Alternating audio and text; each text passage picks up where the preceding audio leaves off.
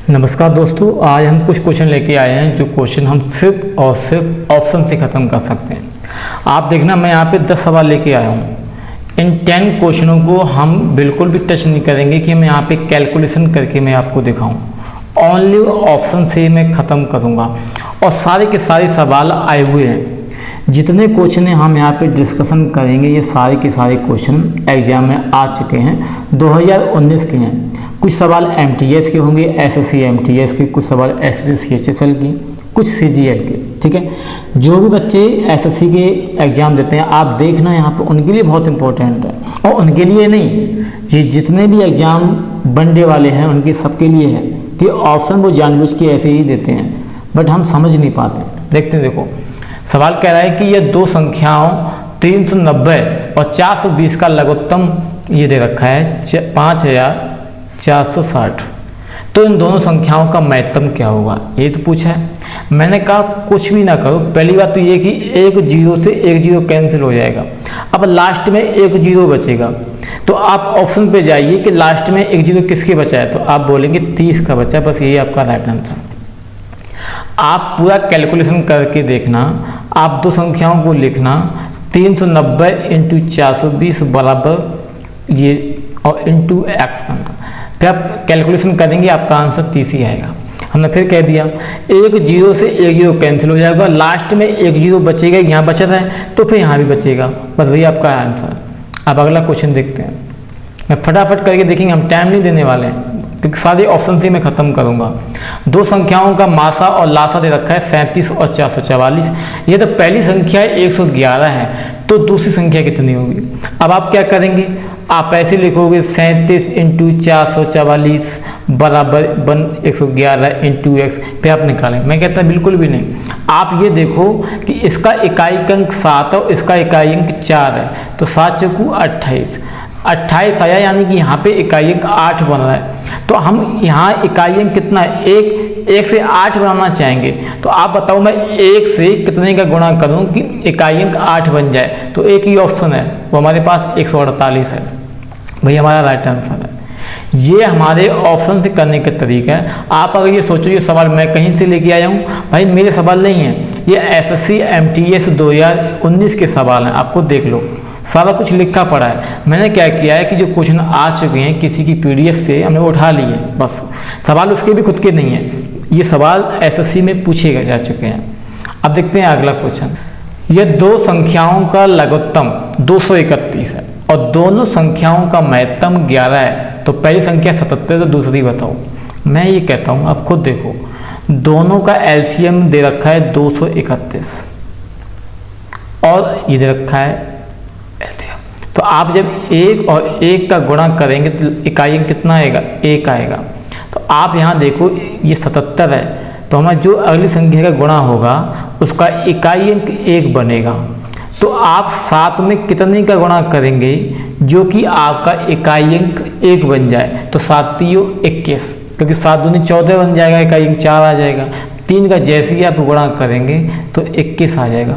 इसका मतलब जो दूसरी संख्या जो होगी उसका इकाई अंक कितना होगा, 3 होगा। आप ऑप्शन पे आइए, 47 9, 37 9, 57 9, एक ही है 33, ये आपका राइट आंसर। आप अगला देखो, ये फैक्ट इस चीज़ का, ये लासा मासा का प्लस पॉइंट है। दो संख्याओं का गुणनफल दे रखा है 6845, दो संख्याओं का मासा दे रखा है, तो बड़ी संख्या पूछी। मैं आपसे खुद कहता हूँ कोई बात नहीं, ये अगर आपसे पूछी गई है, आप ये देखो इसका इकाई अंक कितना है, तो आप बोलेंगे इसका इकाई अंक 5 है, कोई बात नहीं। अब इसका मासा 7 है, तो 7 में कितने से गुणा करें कि इकाई अंक 5 बन जाए, तो 5 के गुणा करेंगे 7 पंना 35। अगर आपने 3 का गुणा किया तो 7 3 21, 7 दूनी 14, 7 चौकू 28, है ना। 5 का जैसे ही आप गुणा करेंगे तो 7 पंना 35। इसका मतलब है कि जो संख्या होगी उसका इकाई अंक 5 होगा। तो आप देख लो ऑप्शन पे पहला वाला होगा, नहीं, दूसरा नहीं, तीसरा नहीं, एक ही है, चौथा 185। आप चेक कर लेना, आप अपने हिसाब से सॉल्व करना, यही आएगा। कह रहा दो संख्याओं का मासा ये है, दो संख्याओं के अनुपात दे रखा है 4:5। कह रहा है कि उनका मासा 16 है, तो दो संख्याओं का योग कितना कोई बात नहीं, देखो इसको भी मैं ऑप्शन से करके दिखाऊंगा। आप कहेंगे ऐसे कैसे कर सकते हैं, मैं करूँगा। पहले तो ये कि इसको हम बेसिक से भी बता सकता हूँ कि इन दोनों को जोड़ लो 9 आएगा, और जो एलसीएम हो उसका गुणा कर लो, तो 16 9 होता है 144। ये आपका राइट आंसर। जो भी अनुपात दे रखा हो उस अनुपात को हम जोड़ देंगे, जैसे जोड़ने के बाद जो भी मासा होता है उसका हम गुणा कर देंगे, तो उन दो संख्याओं का योग निकल के आ जाएगा। ठीक है, आगे बढ़ते हैं। दो संख्याएं 5:11 के अनुपात में हैं, मासा 24 दे रखा है, तो संख्याओं का योग पूछा है। हमने कहा था इसी अनुपात को हम क्या करेंगे, जोड़ दीजिए। 11 और 5 16 होगा, 16 में हम गुणा कर देंगे कितने का, 24 का। तो आप खुद देखो, इन दोनों को गुणा करेंगे तो इकाई में 6 चौकू 24 4 आएगा, तो ना तो ये हो सकता है ना ये हो सकता है। अब दो ही बचे, या तो वो होगा या होगा, फिर भी गुणा कर लो। 16 चौकू 64, 32 और 6 38, पहला वाला ऑप्शन। ठीक है, यानी कि जब भी आपको ऐसा कोई सवाल मिल जाए, यहाँ दो संख्याओं का अनुपात दे दे और मासा दे दे, तो उन दोनों का योग पूछे, तो दोनों अनुपात को हम जोड़ देंगे। 11 5 16, और 16 में हम क्या करेंगे, जो भी मासा दे रखा होगा उसका हम गुणा कर देंगे। ठीक है, आगे बढ़ते हैं।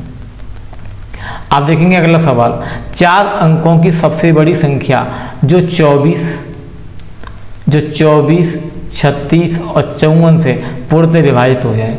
अब एक बात सोचो, हम कहीं नहीं जाएंगे, इस सवाल को इतने अच्छे तरीके से करेंगे। आप अगर इसको प्रोसेस से करने बैठेंगे तो वक्त लगेगा, टाइम लगेगा। मैं कहता हूँ इधर देखो, संख्या उसने पूछी कि 24, 36 और 54 से पूरी भाग चला जाता है, पूरा डिवाइड हो जाता है। तो एक बात बताओ, कोई संख्या अगर 36 से डिवाइड होगी, इसका मतलब वो 6 से भी डिवाइड होगी। अब जो संख्या 6 से डिवाइड होती है उसका इकाई अंक हमेशा 6 ही होता है। अगर 36 से कटेगी तब भी इकाई अंक 6 ही होगा। तो आप देखो पहले वाले ऑप्शन पे, इसका ये इकाई अंक 0 है, ये नहीं हो सकती। इसका 4 है, नहीं हो सकती। एक बस एक ही आंसर है, ना डी हो सकता है। इसका राइट आंसर कितना आ जाएगा, सी आ जाएगा। हमने कुछ किया, हमने बिल्कुल भी सॉल्व नहीं किया है, बस हम जाके ये फायदा देते हैं। नंबर सिस्टम का यूज करो, मज़ा आ जाता है। अब देखते हैं अगले सवाल पे। अगला सवाल देखते हैं क्या है। क्या दो संख्याओं का दे रखा है गुणनफल 45,360 है। यदि इन संख्याओं का मासा 36 है तो इनका लघुत्तम बताओ। हमने फिर आपसे वही मैं कह रहा हूँ, पहली बात, अगर गुणनफल 0 दे रखा है दो संख्याओं का, और अगर मासा 36 है, तो ये पक्का तय है कि जो भी लासा होगा, क्योंकि जब यहाँ पे 0 है तो फिर यहाँ भी इकाई अंक 0 होगा, ये पक्का तय है। तो देखो, ना तो पहला ऑप्शन हो सकता है, ना ही तीसरा ऑप्शन हो सकता है। अब बचे दो ऑप्शन, 630 1260। दूसरी चीज, अगर 36 का गुणा हो रहा है तो ये पक्का तय है कि इकाई के बाद जो दहाई वाला अंक होगा वो 6 होगा, ये पक्का तय है। तो अब देखो, ये भी नहीं हो सकता क्योंकि यहाँ इकाई का 0 है और दहाई का 3 है, तो ये भी नहीं हो सकता है। एक ही बचा, डी हमारा आंसर। हाँ, अच्छा लग रहा है? बस लगे रहो। अगर वीडियो अच्छी लगे तो उन लोगों तक पहुँचाओ जो लोग सीखना चाहते हैं कि हम कम से कम टाइम में कैसे सवाल हम कर पाएँ। हमने कुछ किया, अब खुद देखेंगे हम कैलकुलेशन ना के बराबर कर रहे हैं, इतना तो करना पड़ेगा क्योंकि गणित है ये।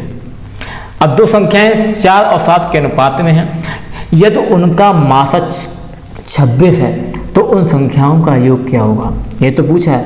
मैंने फिर आपसे कह रहा हूँ, इसका मतलब ये है कि जो योगफल होगा, क्योंकि यहाँ पे हम डिवाइड कैसे कर रहे हैं, इसका जो मासा आपने देखा है, मासा दे रहा है 26, ये पक्का तय है कि अगर मासा 26 है तो उन दोनों संख्याओं का जो योग होगा उसका भी इकाई अंक 6 होगा।